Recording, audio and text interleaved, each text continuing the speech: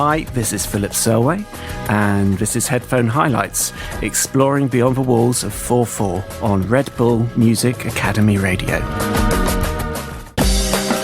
I'm Philip Selway. I'm in a band called Radiohead. We've been around for a very long time now, nearly 30 years, and I play drums in that band. I've also, over the past decade, branched out into doing my own solo work, which has seen me coming more to the front of the stage, singing and performing my own songs.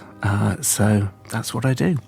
My Headphone Highlights theme is Beyond the Walls of 4/4, and I've selected some favourite tunes in uneven time signatures. This track is called Black Dog. I think we'll all know it. It's a Led Zeppelin track. I've no idea what the time signatures is in this one, but it seems to be all over the shop, and I can never keep up with it. I mean, the amount of times I've tried to figure it out, but it's just... It feels very intuitive. It feels as though they were playing it very intuitively.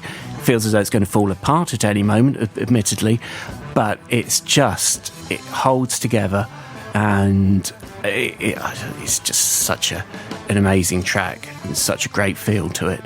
And of course, with John Bonham right at the heart of it, marshalling everything around him. Totally befuddled now. That was Björk and Crystalline. Odd time signatures can come in fantastic pop packages as well. And this next track, performed by Aretha Franklin, is a Burt Bacharach song called I Say a Little Prayer. Once you actually start getting into the chorus, it's so familiar, but actually if you start trying to count your way through it, you'll find a lot of twists and turns in the time signature. And it's just that whole thing, you couldn't imagine it with different kind of variations in the time signatures. And it's just a perfect pop song at the same time. Those time signatures are hidden, but just there in the flow of the song. This song is a 15-step by Radiohead. This song is in 5/4. It's one of those time signatures that I think it's very familiar to a lot of people. You'll actually find them in very well-known songs. So, like 5/4, you think of Take 5 by Dave Brubeck. That's 5/4. Everybody knows that track. And so this song, 15-step, is in that time signature. This next track is by Nick Drake. It's off his first album, 5 Leaves Left, and it's called Riverman. It's returning to the time signature I was talking about in the Radiohead song, 15-step. So it's in 5/4, and it's got that, it's kind of very much that kind of jazz-inflected feel and pattern on the backing track of it, but it's just a really beautiful song, this gorgeous melody that snakes around the time signature. So here it is, Riverman. That was Flying Lotus and The Hunger. This next track is called Paradise Girls by Deerhoof. This is off La Isla Bonita.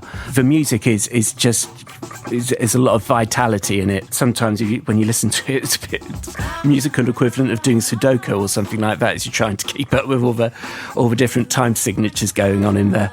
But it's just ballsy music, though, at the end of the day with it. So here they are. This is Deerhoof.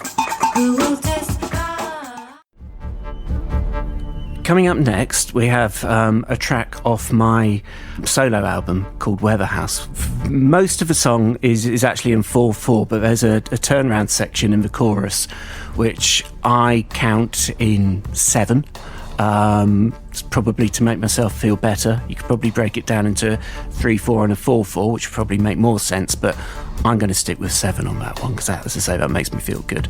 So this song is called Coming Up for Air. This next track is Money by Pink Floyd off Dark Side of the Moon. I don't think any programme about odd time signatures would be complete without visiting Pink Floyd at all. This song is in 7/4, and if you've ever worried about how to pick out the time signature in something, I mean, this one is so obvious. If you just follow that kind of bass part, count that, and you're perfectly on 7. It's absolutely clear, and couldn't imagine it in any other time signature, and it just flows. So this is Money by Pink Floyd. This is my last track on Beyond the Walls of 4/4 on Headphone Highlights. Pyramid Song it's a track that seems to have prompted a bit of debate amongst people as to what time signature it's in. I've seen some unbelievable charts on the internet actually trying to map it out.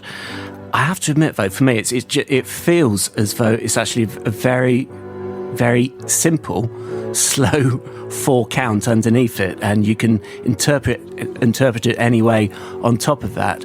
I think when I was learning it, Tom had this cycle of chords, and I got that cycle fixed in my head. I didn't try and count it through when I was writing the drum part for it, and then you kind of just fill in the blanks. You're picking out the main kind of syncopations in his playing and working towards that. So, I mean, you can look at it 2 ways. It's either a very slow kind of common time song, or it could be the most complex count you could ever want. I'm, musical snob in me, probably towards the latter, but I still like the song. Hi, this is Philip Selway, and you've been listening to my Beyond the Walls of 4/4 on Headphone Highlights here on Red Bull Music Academy Radio.